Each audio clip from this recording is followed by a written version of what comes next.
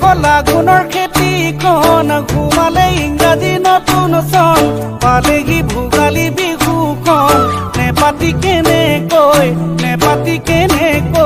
থাকো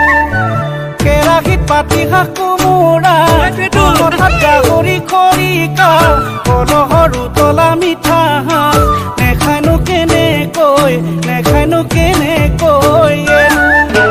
মেজিৰে ঘূৰণিয়ে জানৈ কৰিনো কি দখৰা ভেলা ঘৰৰ ঘূৰণি নৰা বিহুৰে ঘূৰণিয়ে জানৈ তুমি আমাৰ নাচনী